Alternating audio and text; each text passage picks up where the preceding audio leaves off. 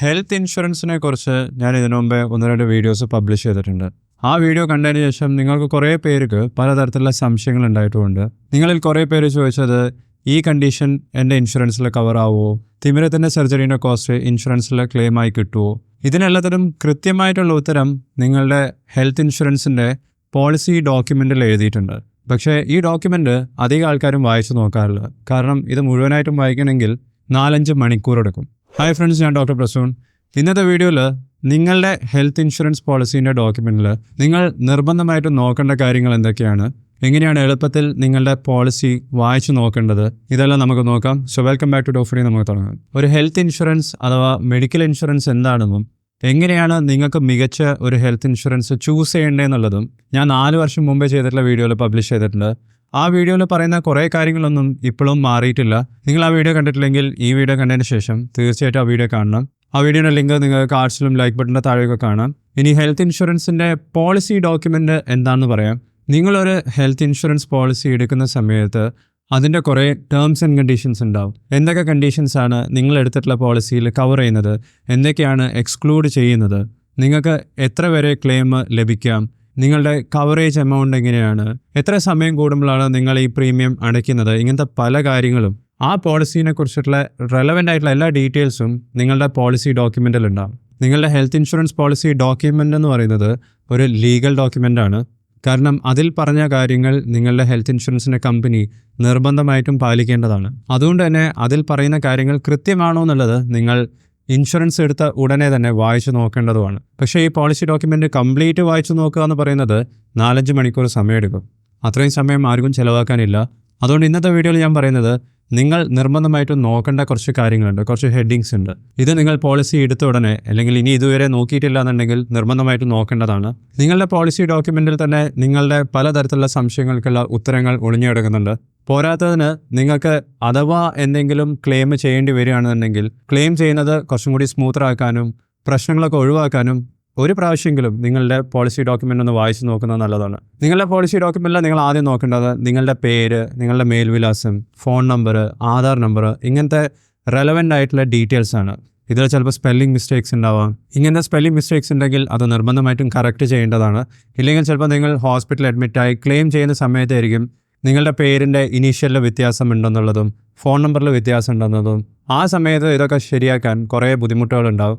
ചിലപ്പോൾ ക്ലെയിമിന് പോലും തടസ്സങ്ങളുണ്ടാവാം, അല്ലെങ്കിൽ ഡിലേ ഉണ്ടാവാം. നിങ്ങളുടെ പോളിസി നമ്പർ എന്ന് പറയുന്നത് നിങ്ങൾ എടുത്തിരിക്കുന്ന ഹെൽത്ത് ഇൻഷുറൻസ് പോളിസിക്ക് യുണീക്കായിട്ടുള്ള ഒരു നമ്പറാണ്. ഇത് നിങ്ങളുടെ പോളിസി ഡോക്യുമെൻറ്റിലുള്ളതും നിങ്ങളുടെ ഇൻഷുറൻസ് കമ്പനി പറഞ്ഞിട്ടുള്ളതും രണ്ടും സെയിം ആണോ എന്ന് നിങ്ങൾ ചെക്ക് ചെയ്യണം. നിങ്ങളുടെ പ്രീമിയത്തിൻ്റെ ബ്രേക്കപ്പ് നിങ്ങളുടെ പോളിസി ഡോക്യുമെൻറ്റിൽ കൊടുത്തിട്ടുണ്ടാവും. അത് നിങ്ങളുടെ പ്രായത്തിനനുസരിച്ച്, നിങ്ങൾക്ക് ഓൾറെഡി ഉള്ള അസുഖങ്ങൾക്കനുസരിച്ചിട്ട്.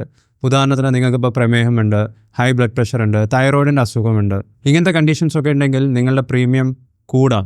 അപ്പോൾ അതിൻ്റെ ബ്രേക്കപ്പ് നിങ്ങൾക്ക് നിങ്ങളുടെ പോളിസി ഡോക്യുമെൻറ്റിൽ കാണാം. എങ്ങനെയാണ് നിങ്ങൾ അടയ്ക്കേണ്ട തുക അവർ കാൽക്കുലേറ്റ് ചെയ്തിട്ടുള്ളത് എന്നുള്ളത് നിങ്ങൾക്കും കൂടി കുറച്ചും കൂടി കൃത്യമായി മനസ്സിലാക്കാൻ സാധിക്കും. ഏതെല്ലാം തരത്തിലുള്ള കണ്ടീഷൻസിനാണ് ഹെൽത്ത് ഇൻഷുറൻസ് എളുപ്പത്തിൽ കിട്ടുന്നത്, അല്ലെങ്കിൽ ഏതൊക്കെ കണ്ടീഷൻസിനാണ് ഹെൽത്ത് ഇൻഷുറൻസ് കിട്ടാൻ ബുദ്ധിമുട്ടുള്ളതെന്നുള്ളതും ഇതിനു മുമ്പ് ഞാനൊരു വീഡിയോയിൽ എക്സ്പ്ലെയിൻ ചെയ്തിട്ടുണ്ട്. ആ വീഡിയോയുടെ ലിങ്ക് നിങ്ങൾക്ക് ലൈക്ക് ബട്ടൻ്റെ താഴെ കാർഡ്സിലൊക്കെ കാണാം. അടുത്തൊരു ഹെഡിങ് നിങ്ങൾ ശ്രദ്ധിക്കേണ്ടത് ഡേ കെയർ ട്രീറ്റ്മെൻ്റ് ആണ്. ഡേ കെയർ എന്ന് പറഞ്ഞാൽ നിങ്ങളെ ഹോസ്പിറ്റലിൽ അഡ്മിറ്റ് ചെയ്യേണ്ട ആവശ്യം വരുന്നില്ല. രാവിലെ പോയി വൈകുന്നേരമൊക്കെ ആകുമ്പോഴത്തേക്കും നിങ്ങൾക്ക് തിരിച്ചു വരാം. ചില തരത്തിലുള്ള സർജറീസ് പോലും ഇപ്പോൾ ഇങ്ങനെ ഡേ കെയർ ആയിട്ടാണ് ചെയ്യുന്നത്. ഉദാഹരണത്തിന് കാറ്ററാക്റ്റിൻ്റെ സർജറി 2-3 മണിക്കൂറിനുള്ളിൽ തന്നെ കാറ്ററാക്റ്റിൻ്റെ സർജറി തീരും.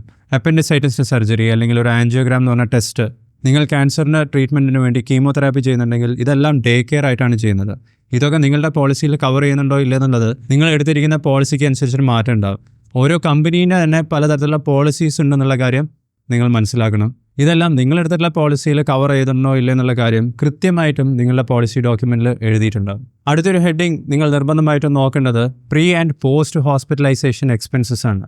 പ്രീ ഹോസ്പിറ്റലൈസേഷൻ എക്സ്പെൻസ് എന്ന് പറഞ്ഞാൽ നിങ്ങൾ എന്ത് ആവശ്യത്തിന് വേണ്ടിയിട്ടാണോ ഹോസ്പിറ്റലിൽ അഡ്മിറ്റ് ആയിട്ടുള്ളത് അതിന് മുമ്പേ നിങ്ങൾക്ക് നിങ്ങളുടെ കയ്യിൽ നിന്നും ചിലവായിട്ടുള്ള തുക, അത് ചിലപ്പം ടെസ്റ്റിന് വേണ്ടിയിട്ടായിരിക്കാം, എക്സ്റേ ആയിരിക്കാം, ചിലപ്പം മരുന്നിന് വേണ്ടിയിട്ടായിരിക്കാം, ചിലപ്പം ആംബുലൻസ് വിളിച്ചിട്ടായിരിക്കും ഹോസ്പിറ്റലിലേക്ക് പോയിട്ടുണ്ടാവുന്നത്. ഇതെല്ലാം കവർ ചെയ്യുന്നുണ്ടോ എന്നുള്ളത് പ്രീ ഹോസ്പിറ്റലൈസേഷൻ എക്സ്പെൻസസ് എന്നുള്ള പാരഗ്രാഫിൽ കൊടുത്തിട്ടുണ്ടാവും. പോസ്റ്റ് ഹോസ്പിറ്റലൈസേഷൻ എക്സ്പെൻസ് പറഞ്ഞാൽ നിങ്ങൾ ഹോസ്പിറ്റലിൽ നിന്നും ഡിസ്ചാർജ് ചെയ്തതിന് ശേഷം നിങ്ങൾക്ക് എഴുതി തന്നിട്ടുള്ള മരുന്ന് അത് എത്ര ദിവസത്തേക്കാണ്, 30 ദിവസമാണോ 90 ദിവസത്തേക്കാണോ, ഫിസിയോതെറാപ്പി പറഞ്ഞിട്ടുണ്ടെങ്കിൽ അത് കവേർഡാണ്. ഒരു നല്ല പോളിസീൻ്റെ പ്രീയും പോസ്റ്റ് ഹോസ്പിറ്റലൈസേഷനും കവറേജ് എന്ന് പറയുന്നത് ഹോസ്പിറ്റലൈസേഷൻ്റെ 60 ദിവസം മുമ്പേ തൊട്ടിട്ടുള്ള എക്സ്പെൻസസ് കവർ ചെയ്യും.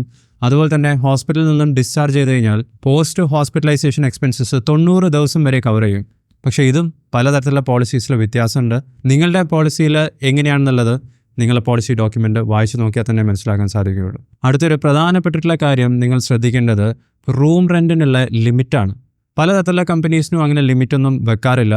പക്ഷേ ചില ഹെൽത്ത് ഇൻഷുറൻസ് കമ്പനീസ് ഓരോ റൂം റെൻറ്റിനും ലിമിറ്റ് സെറ്റ് ചെയ്യാറുണ്ട്. ഇത് ഓരോ പോളിസീനും വ്യത്യാസം ഉണ്ടാവാറുണ്ട്. ഉദാഹരണത്തിന് ചില പോളിസീസിൽ 3500 ആയിരിക്കും റൂം റെൻറ്റിൻ്റെ ലിമിറ്റ് ഉണ്ടാകുന്നത്, ചിലതിൽ 4000 ആയിരിക്കും. നിങ്ങൾക്ക് 3500 ഓപ്റ്റ് ചെയ്യാം, 4000 ഓപ്റ്റ് ചെയ്യാനുള്ള ഓപ്ഷനും ഉണ്ടാവും. പക്ഷേ നിങ്ങൾ 3500 പകരം 4000 ആണ് ഓപ്റ്റ് ചെയ്യുന്നതെങ്കിൽ ഓരോ ദിവസത്തേക്കും 500 റുപ്പീസിൻ്റെ റൂം റെൻറ്റ് മാത്രമല്ല കൂടുന്നത്, അതിൻ്റെ കൂടെ ആ ഹോസ്പിറ്റലിൽ നിങ്ങൾ എത്ര ദിവസമാണോ ആ റൂം ഉപയോഗിച്ചിട്ടുള്ളത് അതിൻ്റെ സർവീസസ്, അത് നഴ്സിംഗ് ചാർജസ് ആവാം, കെയർ ആവാം, ഓരോ തരത്തിലുള്ള പ്രൊസീജിയേഴ്സിൻ്റെ ചാർജസ് ആവാം, ഇതെല്ലാം ആ റൂം റെൻറ്റിൻ്റെ വർധനവിനനുസരിച്ചിട്ട് കൂടും. ഇങ്ങനെ കൂടുന്ന എമൗണ്ട് എല്ലാം നിങ്ങൾ നിങ്ങളുടെ പോക്കറ്റിൽ നിന്ന് തന്നെ എടുക്കേണ്ടി വരും. അപ്പോൾ അങ്ങനെ എന്തെങ്കിലും റൂം റെൻറ്റ് ലിമിറ്റ് സെറ്റ് ചെയ്തിട്ടുണ്ടോ എന്നുള്ളത് നിങ്ങളുടെ പോളിസി ഡോക്യുമെൻ്റ് വായിച്ച് നോക്കിയാൽ തന്നെ മനസ്സിലാവുള്ളൂ. നെക്സ്റ്റ് പോയിന്റ് നിങ്ങൾ ശ്രദ്ധിക്കേണ്ടത് പെർമനൻറ്റ് എക്സ്ക്ലൂഷനാണ്. അതായത് ഒരു കാരണവശാലും നിങ്ങളുടെ ഹെൽത്ത് ഇൻഷുറൻസ് കമ്പനി നിങ്ങൾക്ക് ക്ലെയിം തരില്ല എന്ന് പറയുന്ന കുറച്ച് കണ്ടീഷൻസ് ഉണ്ട്. ഇതും പോളിസി മാറുന്നതിനനുസരിച്ച് വ്യത്യാസങ്ങളുണ്ടാവാം. ഇതിൻ്റെ ചില ഉദാഹരണങ്ങളാണ് കോസ്മെറ്റിക് പ്രൊസീജിയേഴ്സ്.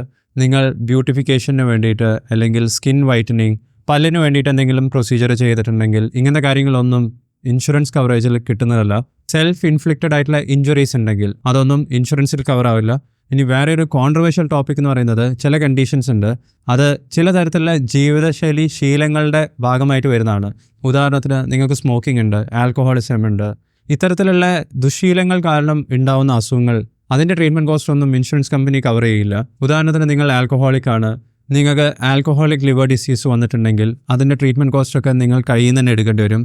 ഇൻഷുറൻസ് കവറേജിൽ കിട്ടാൻ ബുദ്ധിമുട്ടായിരിക്കും. നിങ്ങളുടെ പോളിസി ഡോക്യുമെൻറ്റിൽ അടുത്തത് നിങ്ങൾ ശ്രദ്ധിക്കേണ്ടത് വെയിറ്റിംഗ് പീരീഡിനെ കുറിച്ചാണ്. അധികം ആൾക്കാരുടെയും ധാരണ ഇൻഷുറൻസ് പോളിസി എടുത്താൽ അടുത്ത ദിവസം മുതൽ കവറേജ് കിട്ടി തുടങ്ങുന്നതാണ്. അങ്ങനെയല്ല, ഇതിനും പലതരത്തിലുള്ള കണ്ടീഷൻസ് ഇൻഷുറൻസ് കമ്പനീസ് സെറ്റ് ചെയ്തിട്ടുണ്ടാവും. 4 തരത്തിലുള്ള വെയിറ്റിംഗ് പീരീഡ് ഉണ്ട്. ആദ്യത്തേത് ഇനീഷ്യൽ 30 ഡേയ്സിൻ്റെ വെയിറ്റിംഗ് പീരീഡാണ്. നിങ്ങൾ ഇൻഷുറൻസ് എടുത്തു, ആദ്യത്തെ 30 ദിവസത്തേക്ക് നിങ്ങൾക്ക് ആക്സിഡൻറ്റ് പറ്റിക്കഴിഞ്ഞാലും, അത് റോഡ് ട്രാഫിക് ആക്സിഡൻ്റ് ആവാം, നിങ്ങൾ നടന്നുകൊണ്ടിരിക്കുമ്പോൾ അല്ലെങ്കിൽ സ്റ്റെപ്പ് കയറുമ്പോൾ വീണതാണെങ്കിലും അതിൻ്റെ ഹോസ്പിറ്റൽ എക്സ്പെൻസസ് ഒന്നും ക്ലെയിമിൽ നിങ്ങൾക്ക് കിട്ടില്ല. രണ്ടാമത്തെ വെയിറ്റിംഗ് പീരീഡ് സ്പെസിഫിക് ഇൽനെസ്സിൻ്റെ വെയിറ്റിംഗ് പീരീഡാണ്. അതായത് ചില സ്പെസിഫിക് ആയിട്ടുള്ള കണ്ടീഷൻസ് അവർ പറയുന്നുണ്ടാവും. അതായത് ക്യാൻസറോ ലിവർ ഡിസീസസോ ഇങ്ങനത്തെ സ്പെസിഫിക് കണ്ടീഷൻസിന് ഇത്ര വെയിറ്റിംഗ് പീരീഡ് എന്ന് അവർ പറയുന്നുണ്ടാവും. പോളിസി എടുത്ത് തുടങ്ങിയിട്ട് ചിലപ്പോൾ 2 വർഷമാവാം, ചിലപ്പോൾ 1 വർഷമാവാം. ഇതെല്ലാം നിങ്ങളുടെ പോളിസിയിൽ കൊടുത്തിട്ടുണ്ടാവും. മൂന്നാമത്തത് പ്രീ എക്സിസ്റ്റിംഗ് കണ്ടീഷൻസിൻ്റെ വെയിറ്റിംഗ് പീരീഡാണ്. അതായത് നിങ്ങൾക്ക് ഓൾറെഡി ഉള്ള അസുഖത്തിന് നിങ്ങൾ പോളിസി എടുത്ത ഉടനെ തന്നെ നിങ്ങൾക്ക് കവറേജ് കിട്ടില്ല. അതിനും സ്പെസിഫിക് ആയിട്ടുള്ള ടൈം നിങ്ങൾ ഇൻഷുറൻസ് കമ്പനി പോളിസി ഡോക്യുമെൻറ്റിൽ എഴുതിയിട്ടുണ്ടാവും. ഉദാഹരണത്തിന് നിങ്ങൾക്ക് പ്രമേഹം ഉണ്ടെങ്കിൽ ചിലപ്പോൾ 2 വർഷം, ചിലപ്പോൾ 4 വർഷം വെയിറ്റ് ചെയ്യേണ്ടി വരും. ഈ പ്രമേഹം കാരണം ഉണ്ടാവുന്ന എന്തെങ്കിലും ഹോസ്പിറ്റലൈസേഷൻ്റെ എക്സ്പെൻസ് ഇൻഷുറൻസ് കമ്പനിയിൽ നിന്നും കിട്ടാൻ വേണ്ടി. നാലാമത്തത് മെറ്റേണിറ്റി റിലേറ്റഡ് ആണ്. അധിക ഇൻഷുറൻസ് കമ്പനീസും മെറ്റേണിറ്റി റിലേറ്റഡ് ആയിട്ടുള്ള എക്സ്പെൻസസ് ഒന്നും എടുക്കാറില്ല, പക്ഷേ ചില കമ്പനീസ് കൊടുക്കുന്നുണ്ട്. സാധാരണ ഇതിൻ്റെ വെയിറ്റിംഗ് പീരീഡ് എന്ന് പറയുന്നത് നിങ്ങൾ പോളിസി എടുത്ത് 2 മുതൽ 4 വർഷം വരെയൊക്കെയാണ്. നിങ്ങളുടെ സ്പെസിഫിക് ആയിട്ടുള്ള ഹെൽത്ത് കണ്ടീഷൻ അനുസരിച്ച് വെയിറ്റിംഗ് പീരീഡ് എത്രയായിരിക്കണം, അല്ലെങ്കിൽ നിങ്ങളുടെ പോളിസി ഡോക്യുമെൻറ്റിൽ വെയിറ്റിംഗ് പീരീഡിനെ കുറിച്ച് വായിച്ചിട്ട് നിങ്ങൾക്ക് മനസ്സിലാവുന്നില്ലെങ്കിൽ നിങ്ങൾക്ക് ഈ വീഡിയോയുടെ താഴെ കമൻറ്റ് ചെയ്യാം. ഞാൻ ആ വിഷയത്തിനെക്കുറിച്ച് മറ്റൊരു വീഡിയോ ചെയ്യാൻ ശ്രമിക്കുന്നതായിരിക്കും. അടുത്തത് നിങ്ങൾ ശ്രദ്ധിക്കേണ്ടത് നെറ്റ്വർക്ക് ഹോസ്പിറ്റൽസിനെ കുറിച്ചാണ്. നിങ്ങളുടെ വീട്ടിനടുത്തുള്ള ഹോസ്പിറ്റൽ നിങ്ങൾ എടുത്തിരിക്കുന്ന ഇൻഷുറൻസ് കമ്പനീൻ്റെ നെറ്റ്വർക്ക് ഹോസ്പിറ്റലാണെങ്കിൽ നിങ്ങൾക്ക് ക്യാഷ്ലെസ് ക്ലെയിംസ് എളുപ്പമായിരിക്കും. അതായത് നിങ്ങൾ കയ്യിൽ നിന്ന് പൈസ എടുക്കേണ്ടി വരില്ല. നിങ്ങളുടെ ഹോസ്പിറ്റൽ എക്സ്പെൻസസ് എല്ലാം ഡയറക്റ്റ് ഇൻഷുറൻസ് കമ്പനി ഹോസ്പിറ്റലിന് സെറ്റിൽ ചെയ്തോളും. അവസാനമായി നിങ്ങൾ ശ്രദ്ധിക്കേണ്ട ഒരു കാര്യം കോപ്പേ ആണ്. അതായത് ചില പോളിസീസിൽ ഇൻഷുറൻസ് കമ്പനി കുറച്ച് തുക എടുക്കും, ബാക്കി തുക നിങ്ങൾ കയ്യിൽ നിന്ന് എടുക്കേണ്ടി വരും. കോ പേയ്മെൻ്റ് എന്നാണ് ഇതിന് പറയുന്നത്. അതിൻ്റെ ടേംസും നിങ്ങളുടെ പോളിസിയിൽ കൊടുത്തിട്ടുണ്ടാവും. അപ്പോൾ അത് ചിലപ്പം 20% ആയിരിക്കാം, ചിലപ്പം 30% ആയിരിക്കാം. അത് എത്രയാണെന്നുള്ളതും ഓരോ കണ്ടീഷൻസിനനുസരിച്ചും മാറ്റം ഉണ്ടാവും. ഇതും നിങ്ങളുടെ പോളിസിയിൽ കൃത്യമായിട്ടും വായിച്ച് നോക്കി മനസ്സിലാക്കേണ്ടതാണ്. നിങ്ങൾക്ക് ഇനിയും ഒരു ഹെൽത്ത് ഇൻഷുറൻസ് പോളിസി ഇല്ലാന്നുണ്ടെങ്കിൽ നിർബന്ധമായിട്ടും എടുക്കേണ്ടതാണ്. ഹെൽത്ത് ഇൻഷുറൻസിനെ കുറിച്ച് നിങ്ങൾക്കുള്ള സംശയങ്ങളൊക്കെ വീഡിയോൻ്റെ താഴെ കമൻറ്റ് ചെയ്യുക. ഈ വീഡിയോ നിങ്ങൾക്ക് ഇഷ്ടപ്പെട്ടിട്ടുണ്ടെങ്കിൽ ലൈക്ക് ചെയ്യുക. ചാനൽ സബ്സ്ക്രൈബ് ചെയ്യുന്നതിന് നന്ദി. ഞാൻ നിങ്ങളെ അടുത്ത വീഡിയോയിൽ കാണാം. ബൈ.